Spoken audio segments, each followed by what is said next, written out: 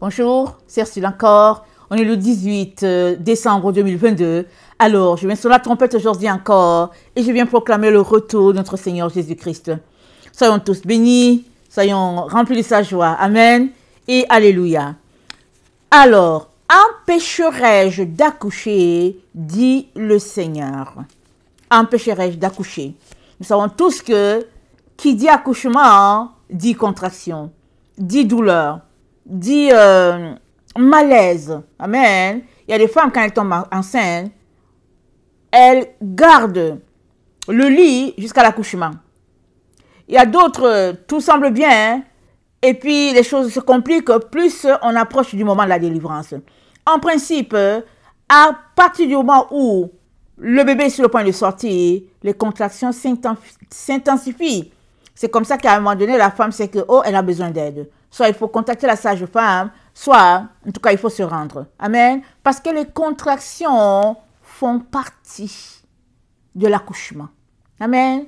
Les contractions font partie de l'accouchement. Alors, Dieu dit, empêcherai-je d'accoucher? Amen. Nous allons regarder Ésaïe 66, le verset 5 à 14. Et on va voir qu'est-ce que le Seigneur a pour nous en ce qui concerne l'accouchement. L'accouchement, amen, de ses enfants. Amen. Alors, Ésaïe 66, le verset 5. Écoutez la parole de l'Éternel, vous qui craignez sa parole. Voici ce que disent vos frères, qui vous haïssent et vous repoussent à cause de mon nom. Que l'Éternel montre sa gloire et que nous voyons votre joie. Mais ils seront confondus. Une voix éclatante sort de la ville. Une voix sort du temple. C'est la voix de l'Éternel qui paye à ses ennemis leur salaire. Avant d'éprouver les douleurs, elle a enfanté. Avant que les souffrances lui vinssent, elle a donné naissance à un fils. Qui a jamais entendu pareille chose? Qui a jamais rien vu de pareil? Un pays peut-il naître en un jour? Une nation est-elle enfantée d'un seul coup? À peine en travail, Sion a enfanté ses enfants. Ouvrirai-je le sein maternel pour ne pas laisser enfanter, dit l'Éternel. Moi qui fais naître. Empêcherai-je d'enfanter, dit l'Éternel, dit ton Dieu. Réjouissez-vous avec Jérusalem. Faites d'elle le sujet de votre allégresse. Vous tous qui l'aimez, tressaillez avec elle de joie. Vous tous qui menez deuil sur elle, afin que vous soyez nourris et rassasiés du lait de ses consolations, afin que vous savouriez avec bonheur la plénitude de sa gloire. Car ainsi parle l'Éternel, voici, je dirigerai vers elle la paix comme un fleuve, et la gloire des nations comme un torrent débordé. Et vous serez allaités, et vous serez portés sur les bras, et caressés sur les genoux. Amen. Donc voilà, nous sommes dans le temps où les vrais enfants de Dieu souffrent. Amen. Voilà pourquoi le Seigneur dit, mais est-ce que je vais bloquer l'enfantement? Alors, les contractions, ça fait partie de l'accouchement. Alors, si tu es un enfant de Dieu et que tu souffres, le Seigneur te dit, c'est normal. Pourquoi est-ce que tu souffres? Tu souffres parce que tu veux être connecté avec Jésus. Mais qui est Jésus? Jésus, c'est la vérité. Ce n'est pas l'hypocrisie. Jésus, c'est la lumière. Ce n'est pas les ténèbres. Jésus, c'est la vérité. Ce n'est pas le mensonge. Jésus-Christ, c'est la clarté. Amen. Ce n'est pas la confusion. C'est ça notre Jésus. Alors tu souffres parce que nous sommes dans un temps de ténèbres. Les gens sont corrompus. Ils sont souillés. Ils sont dans les manigances. Mais toi, tu as décidé que tu ne vas pas entrer dedans, alors tu souffres. Tout le monde te rejette, tout le monde parle contre toi, tout le monde te fuit, tout le monde te met les bâtons dans les roues, etc. Que ce soit au niveau de la société, que ce soit au niveau de tes amis, peu importe. C'est parce que tu marches avec Jésus et qu'il te rejette.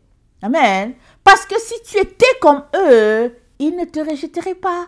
Ils t'accepteraient. Amen. Il est très très important. Amen. Que tu t'encourages ainsi. Parce que tous ceux qui veulent vivre pieusement sans le Seigneur Jésus-Christ seront persécutés. Et les souffrances que tu vis sont des contractions. Voilà pourquoi Dieu te demande, mais est-ce que je vais empêcher d'accoucher? Parce que quiconque accouche a des contractions.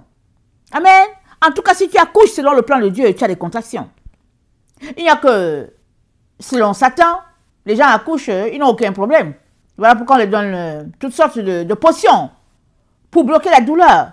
Mais est-ce que la douleur est empêchée pour autant? Elle n'est pas empêchée. Parce que si on te donne des potions avant l'accouchement, hein, tu as l'impression que tout est cool, tout est bien. Mais quand le bébé est sorti, c'est là que tu souffres jusqu'à. Alors que si tu avais accouché naturel, tu n'aurais pas de souffrance. Alors moi, je vous le dis, moi j'ai accouché mes enfants naturels jusqu'au dernier. Le dernier, il n'y avait pas moyen. Je suis allée pour une visite, hein, normale. J'arrive, on m'a bloqué.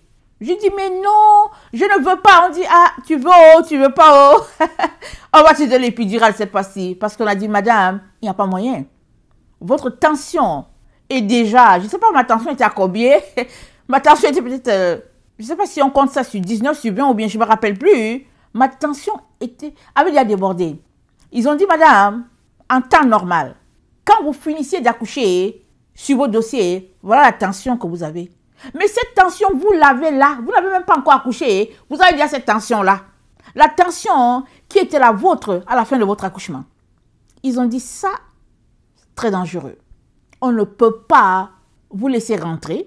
Donc, vous n'avez qu'à appeler votre mari et tout ça. Et puis, lui donner les consignes, vous ne rentrerez pas. Et puis, tout de suite, là, on vous déclenche.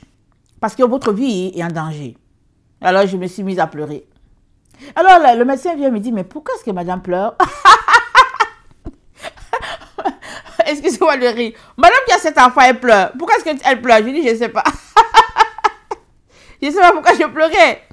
Mais peut-être que je pleurais parce que j'avais un principe, n'est-ce pas? J'avais un principe. Je voulais tout simplement accoucher naturel. C'est tout. Mais cette fois-ci, je ne pouvais pas. Alors, Dieu a utilisé la technologie, amen, pour régler ma situation. Et je vais vous dire une chose. Je n'ai pas caché, amen, que je n'ai jamais su que j'ai accouché. Excusez-moi. J'ai dit, bon, je n'ai jamais su que j'ai accouché. Parce que quand le bébé voulait sortir, je les ai appelés, je leur ai dit que non, mais je vais aller un peu me soulager là. Ils ont dit non, non, non, madame, ça c'est le bébé. J'ai dit non, c'est pas ça. Ils ont dit c'est ça, madame. C'est parce que ce n'est pas comme la voix naturelle. Alors, ils disent c'est normal. Tu as envie de faire pipi, ils disent que c'est normal, c'est le bébé. Ça dit en 2 temps, 3 mouvements, hein, tout était clean, tout était prêt, et puis c'était fini, le bébé était sorti. J'en revenais pas. Ça, c'est la technologie. Sans contraction, sans rien. On est tout simplement là. Et puis même, je vais vous dire une chose, je dormais. Ok? Quand ils m'ont donné tout ce qu'il faut, moi je dormais. Tranquille. Et quand je me suis levée, j'ai dit, oh non, excusez-moi, je vais aller faire pipi. Ils ont dit, oh, oh, non, non, non, il n'y a pas de pipi ici. Il n'y a pas de pipi. Alors, selon Dieu, il faut les contractions. Selon le monde et puis Satan, pas de contraction du tout. On est bien. Mais vous savez quoi?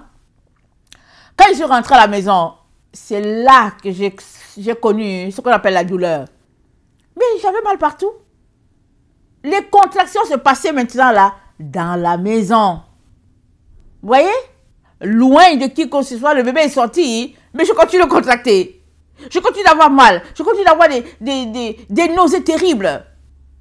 Alors que, en temps normal, quand le bébé est sorti, tout est bien, tout est clean, ma vie reprend et puis tout est bien. Alors, qu'est-ce que le Seigneur est en train de nous dire ici? Le Seigneur est en train de nous dire, veut pas, il y aura contraction. Il y a toujours contraction. Amen, alléluia. Contraction et contraction. Pourquoi? Parce que là où il y a l'accouchement, il y a la contraction.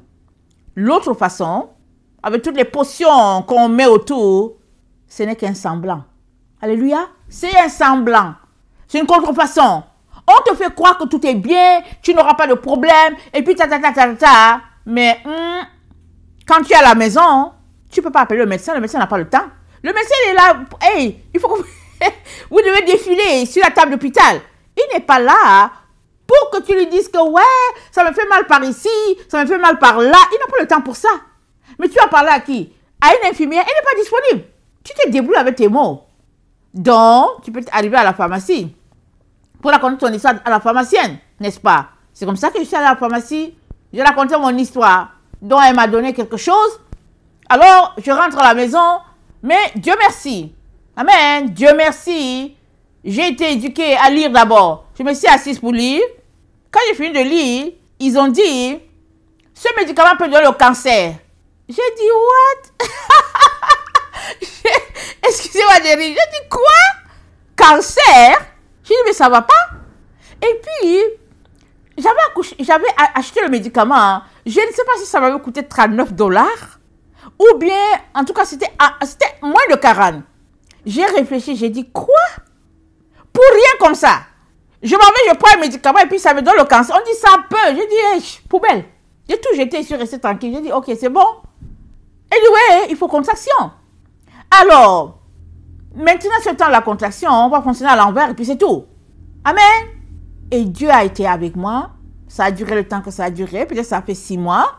J'étais dans mes douleurs, mes courbatures et tout. Mais, alléluia, j'ai pu supporter. Amen, jusqu'à la fin. Alors, tout cela pour dire que, avec le Seigneur, s'il y a un bébé qui est sorti, c'est qu'il y a eu contraction. Il y a contraction. Et Dieu a prévu que la contraction, c'est avant. Amen. Mais, on est dans le temps où, finalement, la technologie a tellement avancé que la contraction, ce sera après, c'est des mots que tu auras après, d'une manière, en tout cas, selon ce que tu devras vivre. Amen. Comment ta grossesse a été, alors les contractions, c'est après. Mais écoutez bien. Ésaïe 66 nous parle de la même histoire. Amen. Elle nous dit que, à peine en travail, si on a enfanté ses fils, ouvrirai-je le sein maternel pour ne pas laisser enfanter, dit l'Éternel, moi qui fais naître. Et le verset 7 dit, avant d'éprouver les douleurs, elle a enfanté. Avant que les souffrances lui vinssent, elle a donné naissance à un fils. Ésaïe 66 parle de ça. Il parle de la situation dans laquelle nous sommes. Où l'enfant naît, et puis on dit, ah, alléluia, cool, tout est bien, et puis bon voilà, tout est bien, on s'en va même, on prend même un jus glacé. Mais vous savez que d'habitude, on dit non, il faut prendre quelque chose de chaud, parce que c'est ci, parce que c'est là. Mais là, tout est cool, tout semble bon, tout est bien, et puis bon, voilà. Et puis, la femme planifie même son accouchement, et après, elle veut accoucher. Je suppose que le bébé est supposé naître, exemple, au mois de juillet. La femme dit non, moi j'aimerais que, excusez-moi, j'aimerais qu'il sorte au mois de mai, exemple. Ah non, madame, oh non, non, j'aimerais parce que j'ai planifié que je vais voyager, et puis, etc., etc. Alors les gens organisent pour que le bébé sorte avant, pour dire bébé, désolé pour toi, tu ne peux pas rester 9 mois, tu dois sortir à 7 mois, allez, out. Et voilà comment notre monde est devenu. Amen. Et Dieu dit, c'est la même chose qui va se passer dans la période où Sion va naître. Sion va voir la naissance dans la période où les femmes vont enfanter sans douleur. Amen. Elles vont enfanter sans douleur. Et bon, elles vont vivre la douleur après, mais elles vont enfanter sans douleur. Et qu'est-ce qui arrive à Sion? Amen. Qu'est-ce qui arrive à Sion? Il arrive à Sion que c'est après avoir accouché qu'elle souffre. Allons-y lire dans 1 Thessaloniciens 5. Amen. 1 Thessaloniciens 5. Verset 3. Quand les hommes diront paix et sécurité, alors une ruine soudaine les surprendra comme les douleurs de l'enfantement surprennent la femme enceinte et ils n'échapperont point. Amen. Quand les hommes diront paix et sécurité, alors une ruine soudaine les surprendra. Comme les douleurs de l'enfantement surprennent la femme enceinte et ils n'échapperont point. Mais on est dans le temps où les gens disent paix et sécurité. Amen. Ils sont en train de tout mettre vraiment en place pour que les hommes n'aient pas à se déchirer à cause des religions. Il y aura une seule religion, n'est-ce pas? Les gens sont en train de tout mettre en place pour qu'on ne se fatigue plus avec les papiers, pour aller acheter. Parce que tout sera électronique. Et puis, tu n'as pas besoin de te fatiguer. Tu arrives dans un magasin, le magasin te dit « Hey, bonjour Joseph ». Et puis bon, tu entres, tu prends tes affaires, tu mets dans ta boîte. Et quand tu sors le magasin, tu te dis « Bye bye Joseph ». Parce que la facture, tu vas la recevoir soit via ton cellulaire. Amen. Tout est là. Tu reçois la facture. Et même avant que tu sortes, tu as déjà payé là avec du tic au tac et puis tout est clean. Alors, il y a des gens qui aiment cette facilité-là. Mais Dieu dit que c'est pas comme ça pour lui. Il dit alors que les choses vont se passer comme ça dans notre temps, dans la génération que nous sommes, lui, c'est maintenant que les douleurs vont commencer pour ses enfants. Pourquoi? Parce que ses enfants ne peuvent pas être dedans. Amen. Tu ne peux pas être dans le système. C'est pas possible. Parce que pour que tu sois dans le système, il faut que tu te convertisses à tous les niveaux. Amen. Tous les niveaux. Au niveau de ton sang, au niveau de ta pensée, au niveau de tout. Voilà pourquoi c'est dit dans Apocalypse 14, le verset 9. Et un troisième ange les suivit en disant d'une voix forte, si quelqu'un adore la bête et son image et reçoit une marque sur son front ou sur sa main, il boira lui aussi du vin de la fureur de Dieu, versé sans mélange dans la coupe de sa colère, et il sera tourmenté dans le feu et le soufre devant les saints anges et devant l'agneau. Et la fumée de leur tourment monte au siècle des siècles, et ils n'ont de repos, ni jour, ni nuit, ceux qui adorent la bête et son image, et quiconque reçoit la marque de son nom. C'est ici la persévérance des saints, qui gardent les commandements de Dieu et la foi de Jésus. Amen, je vais relire. C'est ici la persévérance des saints, qui gardent les commandements de Dieu et la foi en Jésus. Pourquoi est-ce que tu dois persévérer? Tu dois persévérer parce que tu ne peux plus aller dans un magasin. Excuse-moi. Tu dois persévérer parce que tu ne peux pas arriver dans le magasin. Tu n'as pas la puce sur toi. Tu n'as pas le liquide sur toi. Donc tu es là, tu es mélangé, tu ne peux pas aller. Mais si tu choisis d'y aller, le Seigneur te dit, voici ta place. Il dit, le verset 10, il boira lui aussi du vin de la fureur de Dieu, versé sans mélange dans la coupe de sa colère, et il sera tourmenté dans le feu et le soufre devant les saints anges et devant l'agneau, celui-là qui reçoit une marque sur son front ou sur sa main, ou bien celui-là qui adore la bête et son image. Mais c'est qui la bête? La bête, c'est le quatrième royaume de Daniel. C'est lui la bête. C'est tout un système. C'est le dragon. C'est tout est monté selon la pensée du serpent. Religion, politique, économie, loisirs, vie sociale, tout est monté selon le serpent, le dragon. C'est ça la bête. Tout le système dans lequel nous sommes. C'est comme au temps de Nemrod. Amen. Au temps de Nemrod, ils ont bâti la tour de Babel. Mais Nemrod était un homme, mais il était adoré comme un dieu. Et tous ceux qui ne l'adoraient pas étaient tués. Tout le monde. Abraham a vécu dans ce temps-là. Mais nous, on n'a pas l'information. Abraham a vécu dans ce temps-là. Les devins ont dit à Nemrod, tout ce que tu fais là, il y a un enfant qui va venir. Il va te supplanter. Nemrod a dit niet. Nemrod a mis toutes les barrières possibles pour que ça ne soit pas possible. Abraham est né. Et Abraham est venu dans le système. Il a commencé à faire comme eux. Il était petit, quand il avait 10 ou 12 ans. Hein, et que son père lui a dit d'aller vendre les amulettes. Et puis de prendre l'argent pour manger. Parce que son père servait dans la cour de Nemrod. Amen.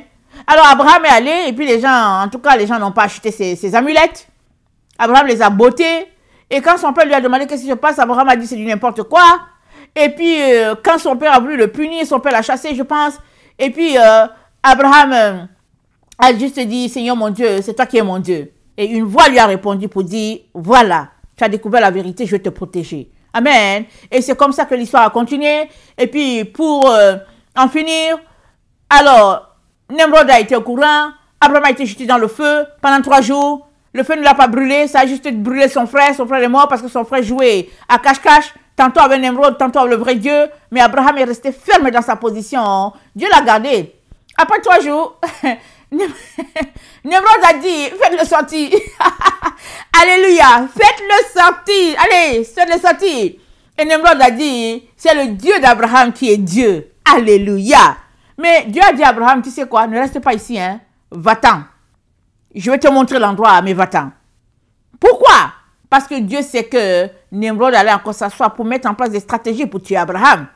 Parce que vous savez, les despotes, ils n'aiment pas savoir qu'il y a quelqu'un qui est au-dessus d'eux. Les despotes n'aiment pas voir ta lumière.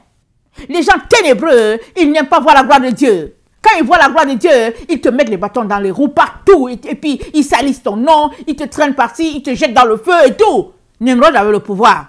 Amen. Donc, Dieu savait que Nimrod allait monter encore un scénario pour briser la vie d'Abraham. Dieu lui a dit, va-t'en.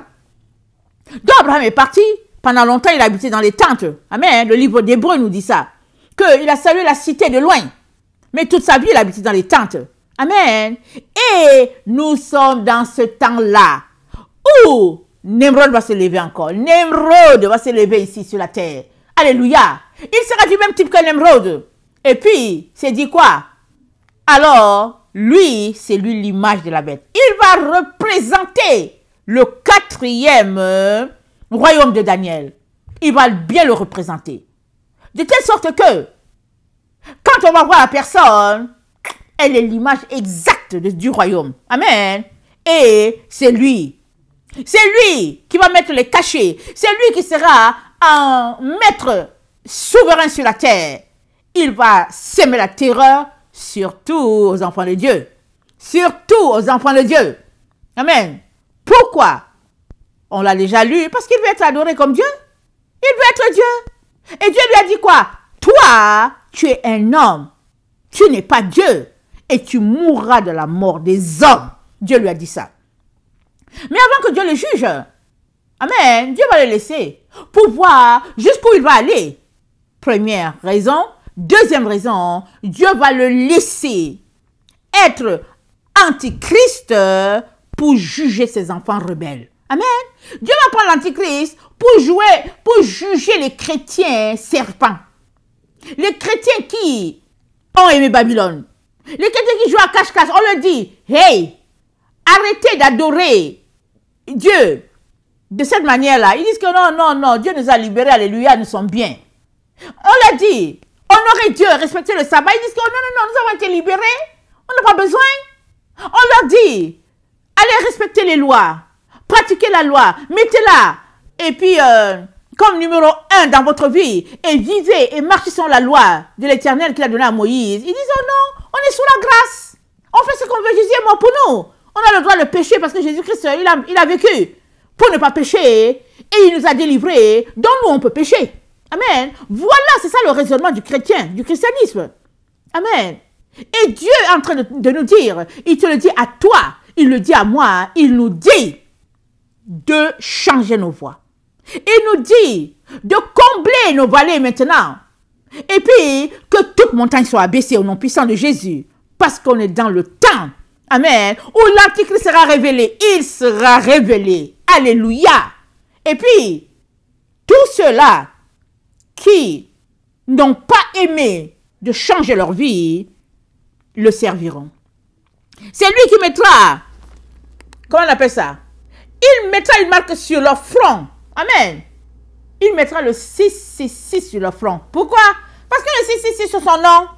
Ouais, le 666 c'est son nom. C'est ça qu'il dit là. C'est dit à Apocalypse 13. Le verset 16. Le verset 18. C'est dit, c'est ici la sagesse. Que celui qui a l'intelligence calcule le nombre de la bête. C'est un nombre d'hommes. Et son nombre est 6. Et 6. Et puis 6. C'est ça que plusieurs auront sur leur front. Et tu sais quoi? Ou bien vous savez quoi? Plusieurs l'ont déjà. Ce n'est pas visible. Pour que l'Antichrist se retrouve à te marquer de son 666 de façon tangible, c'est parce que tu l'as déjà à l'intérieur de toi.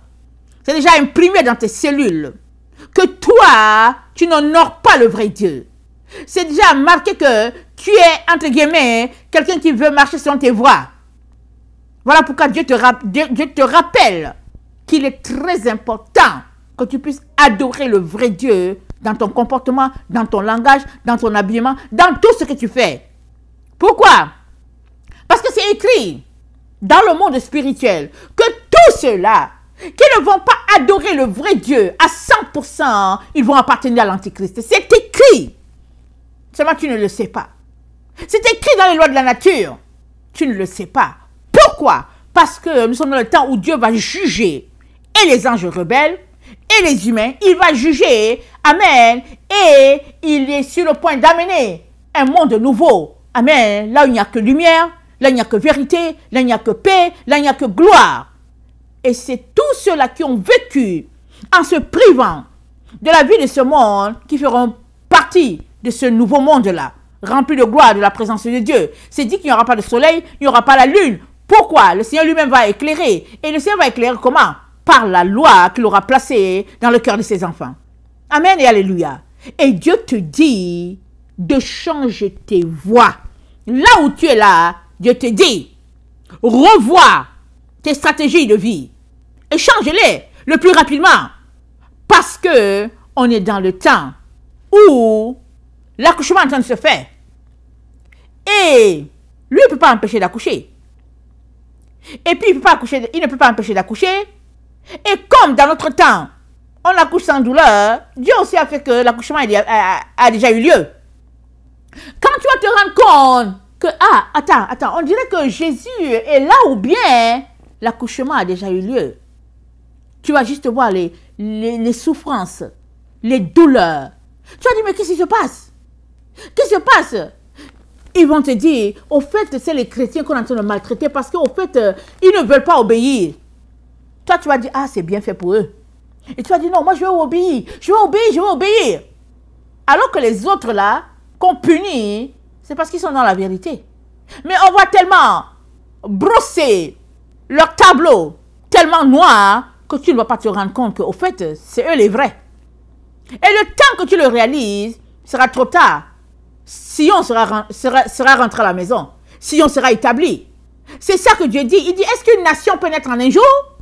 Parce que le jour où tu vas entendre que on est en train de tuer les chrétiens, on est en train de les maltraiter, c'est ce jour-là qui marquera la naissance de Sion. Pourquoi? Parce que Sion a commencé à naître depuis longtemps. Les enfants de Sion, mais ils sont à l'œuvre depuis longtemps. Ils savent que le moment vient où, officiellement, ils devront dire, non, on ne va pas adorer l'image de la bête.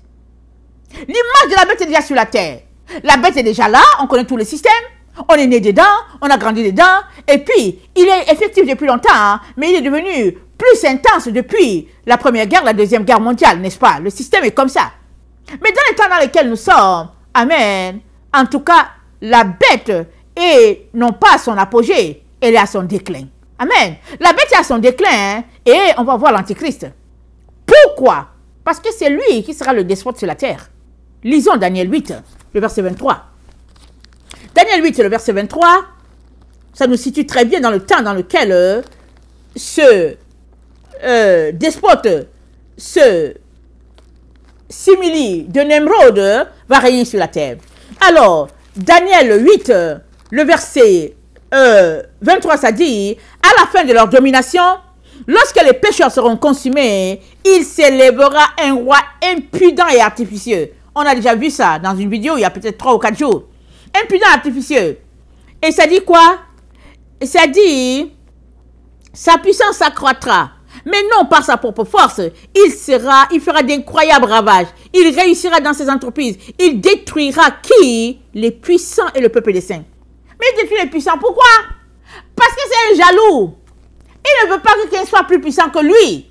Donc il détruit les puissants. Amen. Parce que lui, il veut être le top de top. Donc il détruit les puissants. Et puis, il détruit le peuple des saints. Pourquoi? Parce que lui, il n'a pas la lumière. Il est ignorant. Il est un ignorant dans les ténèbres. Alors, il voit la lumière des autres, il dit détruisons-les. Parce que c'est un jaloux.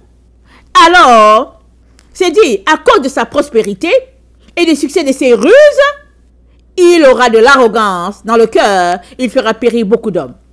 Il fera périr beaucoup d'hommes. Il est rusé. Il est artificiel, ça veut dire quoi? Il est dans la sorcellerie, les fétiches, la magie, il lit dans les étoiles. Et puis, toutes sortes d'histoires, il lit dans les boules. il fait ce qu'il veut. Il fait ce qu'il veut. Et le temps où cet homme-là doit régner est là. Amen. Et c'est là.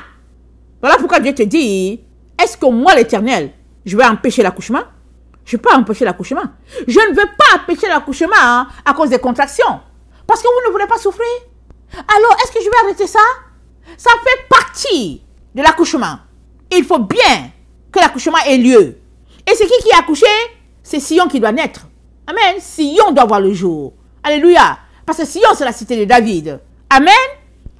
Alors, et notre Dieu, nous le savons, c'est le Dieu de la prophétie, n'est-ce pas? Alors, longtemps avant, dans le temps d'Ésaïe, il avait déjà donné une prophétie. Amen. Selon laquelle les choses vont se passer dans le temps dans lequel nous sommes. Amen. Alors, quand tu lis la partie, tu ne vois pas pourquoi est-ce que, moi je dirais que c'est dans le temps dans lequel nous sommes, mais quand on met en contexte, on comprend que c'est du pareil au même. Alors, je ne vais pas lire tout, n'est-ce pas? Je vous donne d'aller lire. Alors, Ésaïe 7, amen, nous parle de la prophétie contre Israël et la Syrie. La Syrie représente l'opposant, amen, qui est Babylone, amen, et puis Israël, nous savons que c'est la maison du Père, amen. Alors, le roi s'est levé, le roi syrien s'est levé pour venir attaquer la maison de David. Parce que dans Israël, il y avait la maison de David. Et nous savons que David a été oint pour être roi à perpétuité. On le sait. Or, on sait que comment il allait faire ça. Alors, dans leur temps, comment ont-ils pensé ça? Qu'est-ce que la famille de David a pensé? Est-ce qu'ils ont pensé que David allait vivre éternellement? On ne sait pas. Mais toujours est-il que c'est David qui a prophétisé, qui a dit, j'ai vu mon Seigneur dire à mon Seigneur. Amen. Ça veut dire que David avait déjà une révélation du fait que, au fait, c'est quelque chose de beaucoup plus dense que ce que lui, il voit. Amen. Alors, Dieu avait donné la prophétie que le règne de David ne prendra pas fin. Ça ne prendra pas fin. Alors, le roi de Syrien, c'est le roi de Syrie s'est levé pour venir attaquer la maison de David. Amen. Puisque c'est la maison qui porte le flambeau. Amen. Le flambeau de l'Éternel des armées. C'est cette maison-là qui porte la royauté. David a été oint par une corne. Alors lui a été versé sur lui par le prophète Samuel. Et ce que Dieu déclare, c'est ça qui va arriver. Alléluia. Alors le roi de la Syrie est venu pour attaquer Israël. Mais pour s'attaquer à qui? À la maison de David. Et Dieu dit au roi de Syrie, au verset 7, Ésaïe 7, le verset 7, Dieu dit, ainsi parle le Seigneur, l'Éternel, cela n'arrivera pas. Cela n'aura pas lieu. Amen. Car Damas est la tête de la Syrie et Rétzin est la tête de Damas. Donc Damas ne peut pas être la tête de Jérusalem. C'est ça que Dieu est en train de dire. Dieu est en train de dire, Damas c'est la tête de Syrie. Et Judas, c'est la tête d'Israël. Donc, il est en train de dire au roi de Syrie, tu perds ton temps. Amen. Alors, il dit qu'au moment où il y aura cette opposition-là, quand l'opposant va se lever pour dire, je vais venir soumettre la maison de David, parce que la Syrie, c'est toute une nation. La maison de David, c'est juste un groupe, amen, un groupuscule, là-dedans. Alors, Dieu dit que quand ça va arriver, ça va correspondre au temps où, au fait, le signe sera là. Alors, il dit, voilà ce que je te dis. Il dit, écoutez bien, maison de David, le verset 13. Est-ce trop peu pour vous de lasser la patience des hommes, que vous lassiez encore celle de mon Dieu? C'est pourquoi le Seigneur lui dit, c'est pourquoi le Seigneur lui-même vous donnera un signe. Voici, la jeune fille deviendra enceinte, elle enfantera un fils. Et elle lui donnera le nom d'Emmanuel. Il mangera de la crème et du miel jusqu'à ce qu'il sache rejeter le mal et choisir le bien. Mais avant que l'enfant sache rejeter le mal et choisir le bien, le pays dont tu crains les deux rois sera abandonné. Amen. Alors Dieu dit au roi de Syrie, ça n'aura pas lieu. Et voilà le signe. Le signe est que la Vierge va enfanter. Elle va enfanter un fils. Et nous savons que c'est arrivé. C'est arrivé. Et puis ça fait plus de 2000 ans. Et la prophétie a marché. Jésus-Christ est venu. Il est mort, lui, la tête, et nous sommes dans le temps où le corps doit rejoindre la tête. Amen. Le corps qui est son église doit rejoindre la tête. Et nous sommes dans ce temps-là. Et Jésus-Christ nous demande à tous et à toutes, amen, de ranger notre vie. De tout faire pour nous retrouver collés à la tête qui est Jésus. Et il nous dit, la tête, elle est sainte. Elle est pure. Parce qu'on a lu quoi? On a lu hier ou quand que dans Colossiens 1, amen, le verset, je pense 15, que Jésus-Christ est l'image du Dieu invisible. Jésus-Christ. Il est l'image du Dieu invisible. Amen. Et qui dit Dieu? Dit lumière, dit sainteté, dit pureté. Donc toi là, tu ne peux pas dire que tu es l'enfant de Dieu. Tu marches dans le péché, tu vas te coller à la tête comment? Amen. Comment tu vas faire dans ta vie souillée pour pouvoir rejoindre la tête qui est Jésus? Parce que Jésus, c'est le reflet du Père. C'est l'image invisible du Père. Comment vas-tu faire? La seule manière pour toi, en tant qu'être humain, de pouvoir être collé à la tête, c'est que tu puisses marcher dans la pureté, dans la sainteté, dans l'obéissance, dans le renoncement au monde. C'est la seule manière pour toi. Amen. Et Dieu dit que les choses vont arriver dans le temps où cela va se passer. Dans le temps où l'accouchement va se passer. Amen. Et quand il parle d'accouchement, il parle de l'accouchement de la prophétie qu'il a donnée à la maison de David.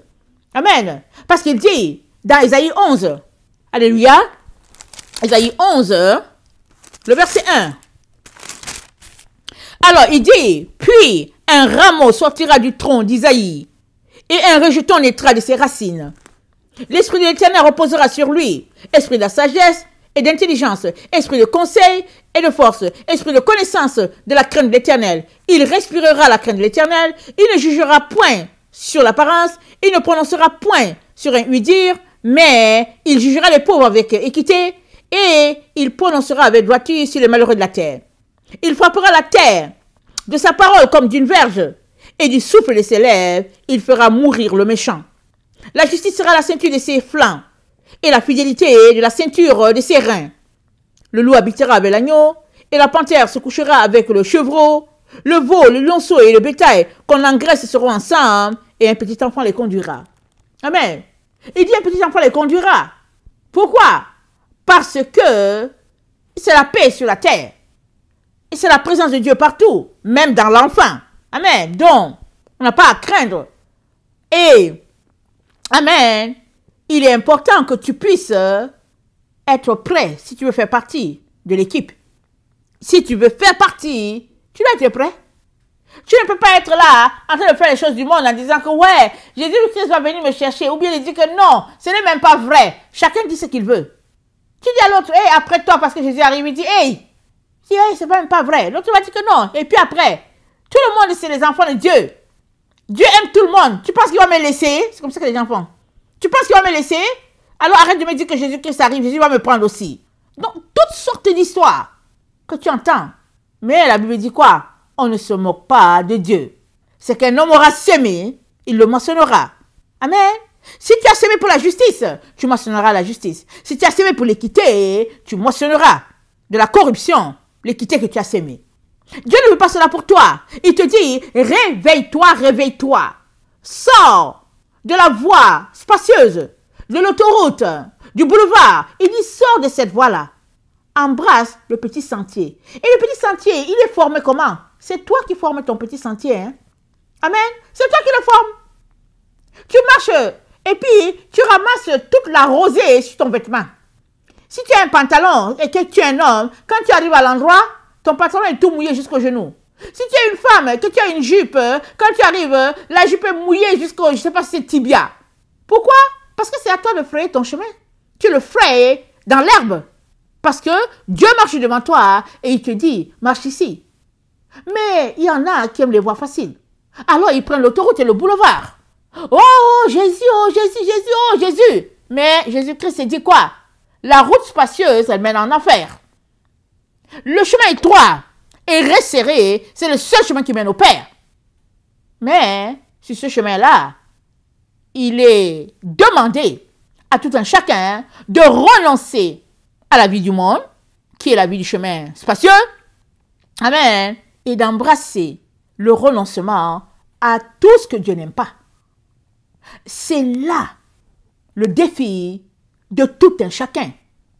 Parce que quand tu mesures le pour et le contre, où est-ce que ça balance? Amen. Où est-ce que ça balance pour toi? Si ça balance du côté du monde, ça veut dire que ton cœur est pris par le monde. Si ça balance du côté de Jésus, ça veut dire que Jésus a sa place. Alors, laisse alors les autres choses. Puisque tu as tout donné à Christ, laisse donc les autres choses. Amen. Alors, on continue. Donc, pour revenir à notre texte d'origine, Ésaïe 66, le verset 8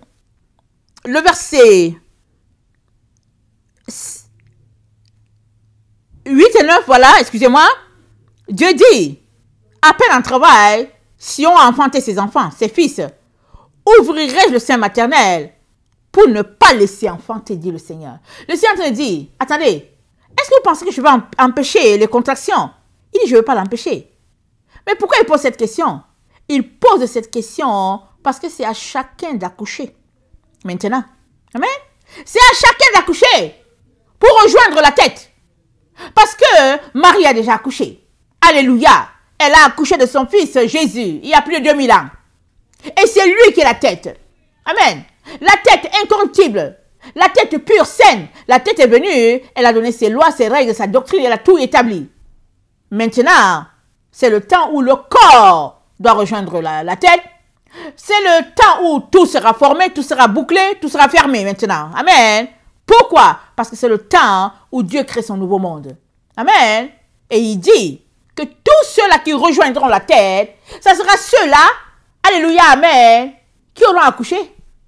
Mais qui est-ce que nous accouchons? Comment nous accouchons? Nous accouchons Christ. Et tout le monde accouche. Garçon et femme, tout le monde accouche. Amen. Alors la question que j'ai pour toi, as-tu déjà accouché? Parce que c'est dit, avant d'éprouver les douleurs, elle a accouché. Qu'est-ce que c'est en train de dire? Il est en train de dire que si tu marches selon Jésus là où nous sommes là, si tu n'as pas encore ton bébé en main, c'est grave pour toi. C'est grave parce que l'Antichrist va te prendre. C'est ça qu'il est en train de dire. Parce que tous ceux-là qui sont en train d'attendre, amen, que Jésus-Christ les épargne, tout ce qui va se passer sur la terre, ils ont leur bébé en main. Ils ont leur bébé en main. Ils ont accouché. Alors, ils ont le bébé en main. C'est eux qui sont prêts à aller par les contractions. Ils vont dire, en tout cas, moi, je ne veux pas laisser mon bébé. Ils tiennent le bébé en main. Ils le tiennent, leur bébé. Soit en main, soit sur le dos. Ils ont le bébé. Et ils seront persécutés à cause du bébé qu'ils ont en main. Et leur bébé, c'est Christ. Amen. Leur bébé, c'est Christ. Sa doctrine, sa façon de faire, sa façon de vivre, sa façon de manger, son habillement, tout. Le bébé là, amen, il est conforme à l'image de Christ. Amen. Alors, la question, elle est celle-ci. J'aimerais qu'on aille voilà, la question est celle-ci. As-tu ton bébé? Si tu ne l'as pas, comment vas-tu faire? Comment vas-tu faire? Parce qu'au moment où Sion est enfanté, il n'y a pas de jour qui est donné pour dire, ok, vous n'avez pas encore votre bébé, on va vous donner 3 ans, on va vous donner 7 ans. Non. C'est dit quoi? On a lu dans Apocalypse, pardon, on a lu dans 1 Thessaloniciens 5. Qu'est-ce qu'on a dit? On a dit subitement. Allons-y voir.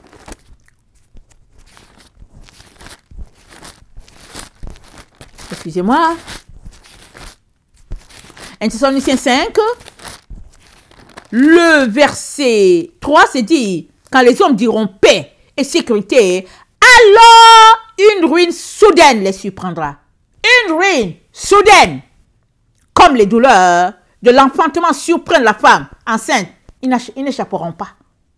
La ruine survient, elle surprend. Amen. Et ceux qui n'ont pas leur bébé n'échapperont pas. Ceux qui ont leur bébé, alléluia, amen, ils formeront la nation de Sion. C'est ça qui est dit au verset 8 de Ésaïe 66, c'est dit quoi? Qui a jamais entendu pareille chose? Qui a jamais vu rien de semblable? Un pays peut-il naître en un jour? Une nation est-elle enfantée d'un seul coup? À peine en travail, Sion a enfanté ses fils. Sion a enfanté, à peine en travail. Et c'est dit dans Ésaïe 26 que ce jour-là où Sion naîtra, on entendra un cantique des rachetés. Amen. Alors, Ésaïe 26, le verset 1, ça dit, en ce jour, on chantera ce cantique dans le pays de Juda. Nous avons une ville forte. Il nous donne le salut pour muraille et pour rempart. Amen. Le salut, c'est notre muraille, c'est notre rempart. Et puis, on a déjà vu que les murs, c'est la loi de l'Éternel. C'est sa doctrine. Amen. Alors, verset 2. Ouvrez les portes, laissez entrer la nation juste et fidèle. À celui qui est ferme dans ses sentiments, tu assures la paix parce qu'il se confie en toi. Confiez-vous en l'Éternel, à perpétuité, car l'Éternel est le rocher des siècles. Amen. Il a renversé ceux qui habitaient les hauteurs. Il a abaissé la ville superbe. Il l'a abaissée jusqu'à terre. Il lui a fait toucher la poussière. Elle est foulée aux pieds des pauvres, sous le pas des misérables. Amen. Le chemin du juste est la droiture. Toi qui es juste, tu as plané les sentiers du juste. Amen. Alors, la ville superbe est allée jusqu'à terre. Mais c'est qui la ville superbe? C'est Babylone. Amen. Babylone n'est plus. Dieu a déclaré son jugement et puis elle n'est plus. Amen. Et nous allons la voir, c'est dégringolé, n'est-ce pas? En tout cas, tout va aller en s'évanouissant. Mais ce n'est pas comme ce que nous, on voit. Amen. Pendant que eux, ils sont en train de dire, nous avons évolué, nous sommes le high-tech de la technologie, et qu'ils sont en train de transformer les humains en robots. Amen. Ça, c'est parce qu'ils sont tombés.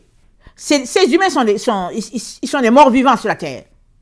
Alors, nous allons à ce niveau de vie sur la terre où les hommes, ou bien les êtres humains, seront des morts marchands. Amen. Ils seront en train de marcher, mais ils seront des morts. Parce qu'ils seront gérés par la technologie. Et voilà comment Babylone est tombée. Amen. Et les enfants de Dieu qui ne seront pas retrouvés à être des robots, amen, ils seront mis en sécurité dans l'enceinte de Sion. Et Dieu nous dit que eux, ils auront réussi à faire partie de Sion parce que ils auront marché, verset 7, Ésaïe 26, le verset 7, parce qu'ils auront marché selon la justice, la droiture. Amen. C'est ça qu'ils ont fait. Ils ont marché selon la justice. Ils ont marché selon la droiture. Ils ont marché dans la pauvreté. Ils ont marché dans le déni. Ils ont marché dans le mépris. Amen. Parce qu'ils voulaient garder l'image de Dieu en eux. Et ils voulaient aller se coller à la tête, amen, qui est l'image du Dieu invisible. Les autres qui sont devenus des robots et qui deviendront des robots, amen, ils auront choisi l'image de la bête. Amen. Ils auront choisi de marcher, alléluia, selon la bête. Amen. Et ils auront choisi de refléter cette image-là eux-mêmes. Voilà pourquoi Dieu leur dit, au siècle des siècles, vous serez tourmentés dans les temps de feu. Parce que vous avez été créés à l'image de Dieu et vous avez transformé votre personne à l'image d'un homme. Parce que cet homme-là, qui représente le 666, c'est une image. Amen. C'est une image. C'est pas un être humain, c'est pas une vraie personne. C'est une image qui sera montée de toutes pièces, amen, style robot. Elle sera montée selon la conception des hommes. Il y aura des robots différents, n'est-ce pas? Il y aura tel robot qui sera différent de tel autre. Peut-être qu'il faudra de l'argent aussi, je ne sais pas. Je sais seulement que j'avais fait un ou deux rêves où les gens étaient tout simplement bizarres. Certains avaient des, comment vous appelez ça? Des matériaux sur eux. Amen. Parce que, bon, ils étaient différents. Mais ceux qui ne voulaient pas avoir les matériaux sur eux, par exemple, certains avaient des mains artificielles. Ok, ils avaient des mains artificielles. Et puis, ils avaient un œil artificiel. En tout cas, ils avaient quelque chose de différent. Et les autres qui ne voulaient pas changer leur morphologie avaient choisi de changer leur vie sociale. Si bien que deux couples mariés, ils se splittaient, ils se divorçaient, ils se séparaient, Alors, les deux hommes partaient ensemble pour être un couple. Les deux femmes partaient ensemble pour être un couple. Donc, ils remplissaient les papiers pour dire, OK, on va se conformer. Et je vous dis, c'est des enfants de Dieu qui faisaient ça. Hein. Ils se conformaient, ils passent leur vie à adorer le système. Ils passent leur vie à adorer, comment on appelle ça, les lois de leurs différents gouvernements. Alors, deux hommes mariés, deux femmes mariées, mais dans le fond, c'était juste sur papier. Et ils se retrouvaient entre eux. Et chaque homme prenait sa femme, ils partaient faire leurs affaires. Et chaque femme prenait son mari, ils allaient faire leurs affaires. Mais sur les papiers, c'était deux hommes qui étaient mariés, c'était deux femmes qui étaient mariées. Et c'était comme ça que la société était devenue. Ils n'avaient pas le choix. Puisqu'ils ont refusé de mourir pour Christ, ils ont refusé de se conformer à ce que le Seigneur leur demandait, une vie de vérité. Voilà comment ils se sont retrouvés là, pris dans le système. Et le Seigneur me montrait ses enfants à lui. Il ne me montrait pas les autres qui ne connaissent pas le Seigneur. Il me montrait ses enfants. Et même parmi ceux-là qui ne connaissent pas le Seigneur, il y a plusieurs qui choisiront la mort. Pour dire non, si la vie désormais c'est être un robot, je préfère que vous en finissiez avec moi comme vous voulez. Il y avait des gens comme ça qui choisissaient, non, de ne pas changer leur forme. Mais plusieurs enfants de Dieu, comme ils ont aimé le compromis, comme ils vivent dans le compromis, plusieurs enfants de Dieu ont continué là-dedans. Ils ont dit, OK, c'est pas grave, la Bible dit de respecter les autorités, et puis ils étaient là dans leur engrenage, leur roue qui tournait avec leurs pensées et tout, ils étaient là-dedans. Et le Seigneur m'a montré ça un peu. Comment les choses vont devenir. Et ce sont des gens qui répondent à ce qu'Ésaïe nous a dit au verset 17. Amen. Ésaïe 26, le verset 17, voilà ce qui est dit. Comme une femme enceinte sur le point d'accoucher, se tord et crie au milieu de ses douleurs, ainsi avons-nous été loin de ta face, ô Éternel. Nous avons conçu, nous avons éprouvé des douleurs, et quand nous enfantons, ce n'est que le vent. Le pays n'est pas sauvé, et ses habitants ne sont pas nés. Amen. Nous avons conçu, nous avons éprouvé les douleurs. Et quand nous enfantons, ce n'est que du vent. Le pays n'est pas sauvé et les habitants ne sont pas nés. Alors, quand on éprouve les douleurs, c'est pour accoucher. Mais il y a un groupe ici sur la terre qui vit des difficultés, mais ils n'enfantent pas. Pourquoi? Parce qu'ils ont choisi de marcher sur le système de Babylone. Et Dieu est en train de nous réveiller pour dire, réveillez-vous mes enfants, réveillez-vous. On est à la dernière minute de la dernière minute. Dernière minute de la dernière minute. L'Antichrist est sur le point de prendre sa place. Et quand l'Antichrist prend sa place, ça nous dit quoi la Bible? La Bible dit, les pécheurs auront été consumés. Ça veut dire quoi? Ça veut dire que la semence mise en terre depuis le temps d'Adam aura été enlevée. La récolte aura eu lieu. C'est ce que ça veut dire. Alors, il va venir, l'Antichrist. Ce sera son temps. Pourquoi? Mais parce que il va venir dire aux gens que j'ai la solution. Il va venir dire aux gens que oui, j'ai ceci, j'ai cela. Et tous ceux-là qui n'auront pas été retrouvés avec le bébé en main vont se retrouver tout simplement sous son contrôle. Il va les gérer. Et pourquoi? Parce que Dieu aura permis ça. Dieu aura permis que lui, il puisse abuser des enfants de Dieu qui n'étaient pas prêts. Et pourquoi Dieu fait cela? Parce que Dieu nous aime. Dieu nous aime. Si tu n'es pas prêt, Dieu va t'envoyer quelqu'un. Il va te l'envoyer. Et c'est dit quoi? Allons-y lire sur ce monsieur-là. Il sera féroce. Il sera sadique. Il sera cruel. Inhumain. Mais pourquoi? Parce que ce n'est pas une vraie personne. Ça sera une personne montée de toutes pièces. Ça sera un produit du système. Voilà pourquoi il est appelé l'image. L'image de la bête. Il est appelé une image. Lui-même, il n'est pas dedans. Il est une image. C'est quelqu'un d'autre qui le gère. Qui le gère? Satan. 2 Thessaloniciens 2, le verset 7 à 9. Car le mystère de l'iniquité agit déjà, il faut seulement que celui qui le retient encore ait disparu. Et alors paraîtra l'impie, que le Seigneur Jésus-Christ détruira par le souffle de sa bouche et qu'il anéantira par l'éclat de son avènement.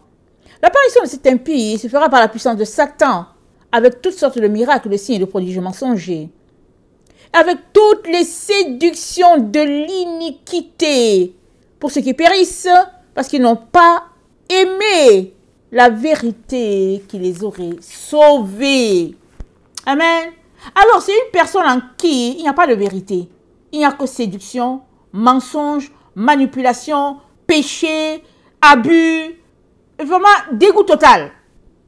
C'est une telle personne qui aura la responsabilité de juger les enfants de Dieu sur la terre, lesquels, ceux-là qui ont refusé de marcher selon les commandements de Dieu. Ceux-là qui ont pris la voie de Laodicée, qui se sont dit, pas grave, un pied dedans, un pied dehors. Ils se sont dit, on va s'habiller comme le monde et tout, et puis les dimanches on va à l'église et puis on va s'ambiancer. Tout ça c'est l'histoire. Et Dieu dit, sortez le Babylone, sortez le Babylone, sortez le Babylone. Ils ont continué, ils sont restés là-dedans.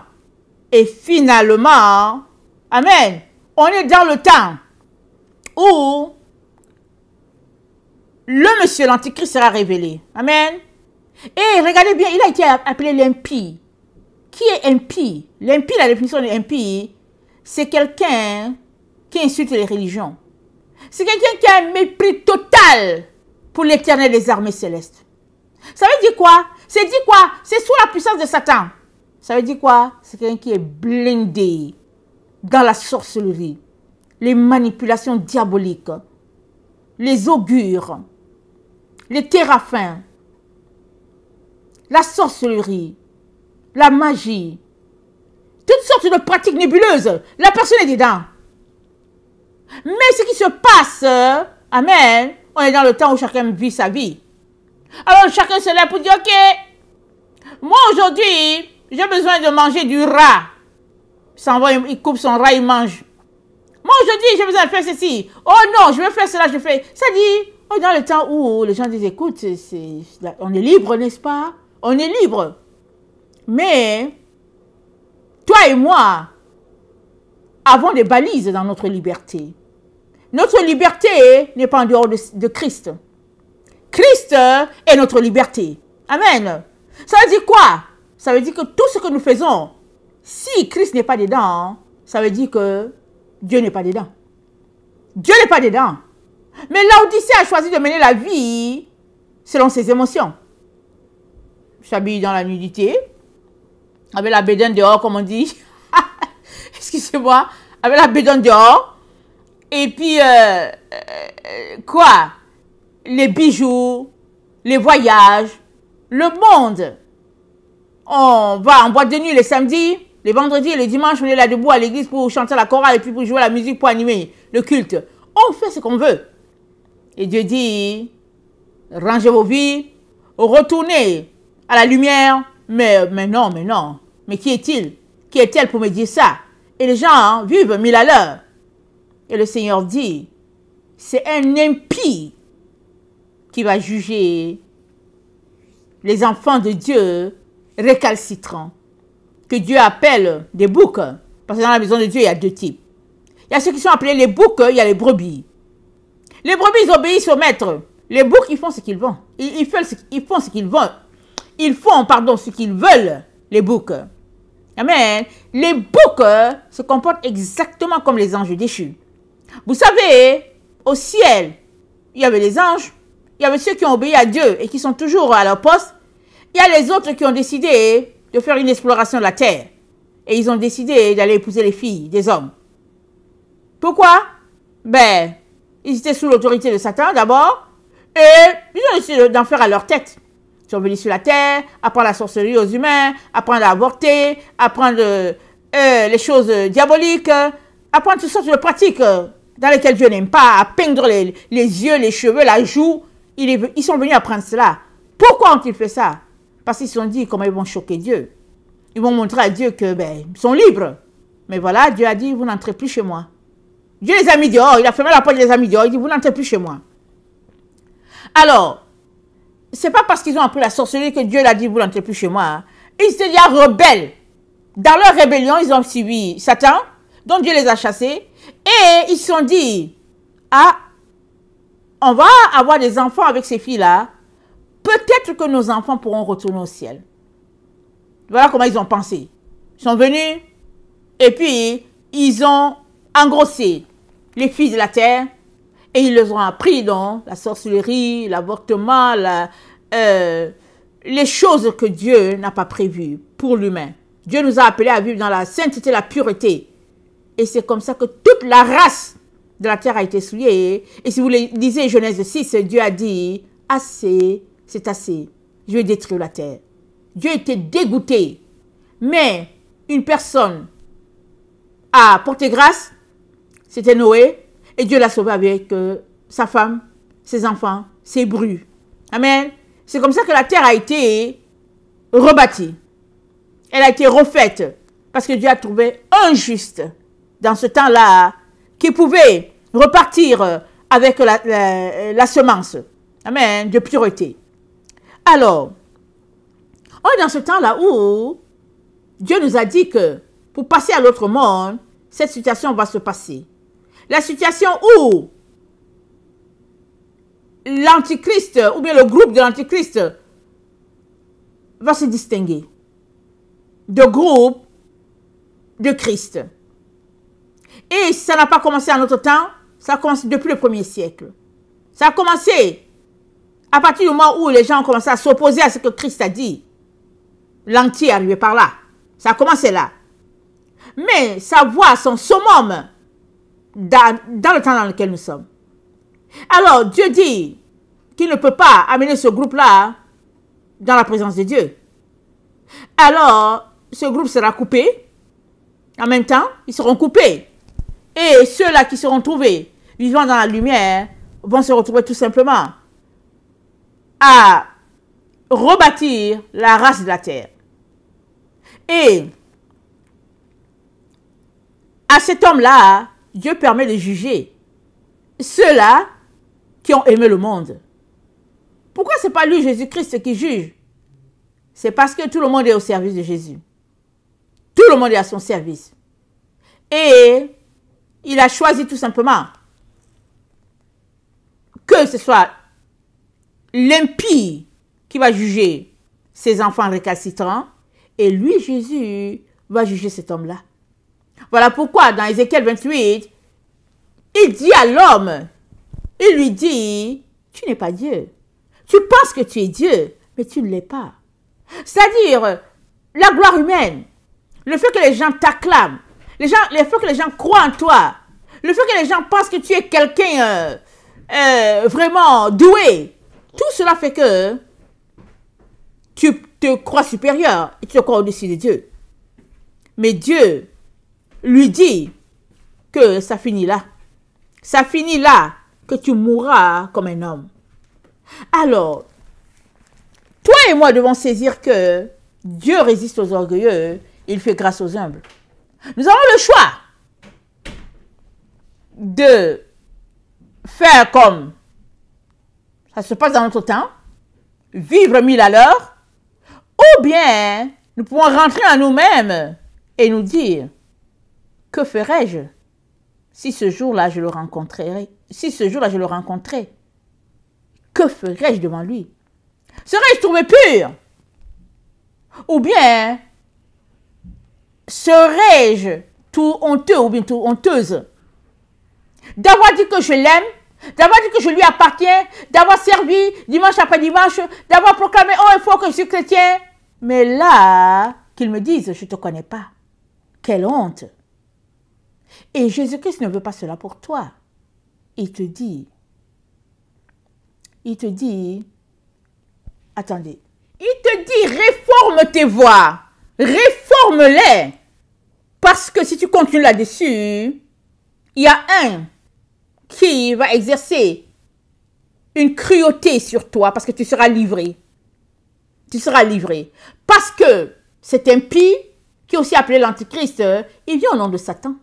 Il vient au nom de Satan. On va regarder dans la prochaine vidéo parce que je ne vais pas faire une vidéo très très longue. Donc je vais diviser cette vidéo aussi. Je vais m'arrêter ici. Amen. Et je vais reprendre dans l'autre vidéo la deuxième partie. Amen. Et il vient au nom de Satan. Alors, Jérémie 26, le verset 13, ça dit, maintenant, réformez vos voies. et vos œuvres. Écoutez la voix de l'Éternel, votre Dieu. Et l'Éternel se repentira du mal qu'il a prononcé contre vous. Écoutez, Jérémie 26, le verset 13, c'est le prophète Jérémie qui parle. Il parle au peuple qui était en rébellion contre Dieu. Et ils sont venus se plaindre de ce Jérémie. Et ils voulaient lui faire du mal.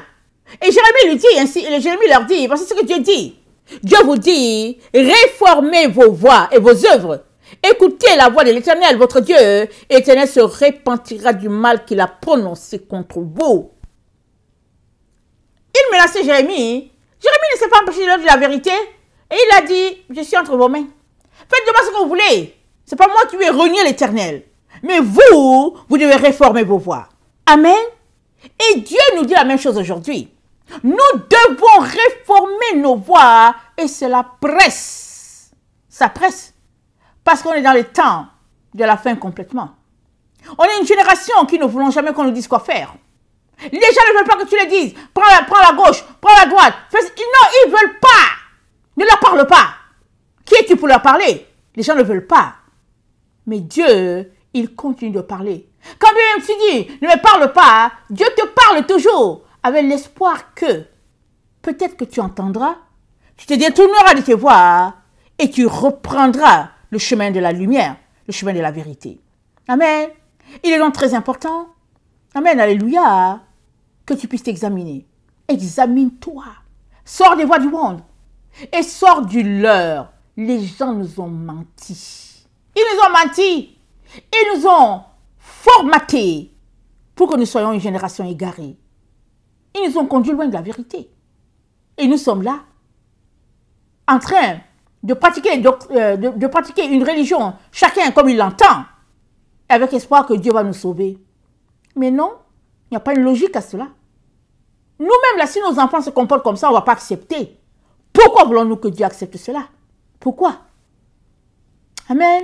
Que le Seigneur bénisse sa parole. Je vous aime beaucoup. Dieu est davantage. Maranatha, Jésus revient. Amen et alléluia. Soyez bénis.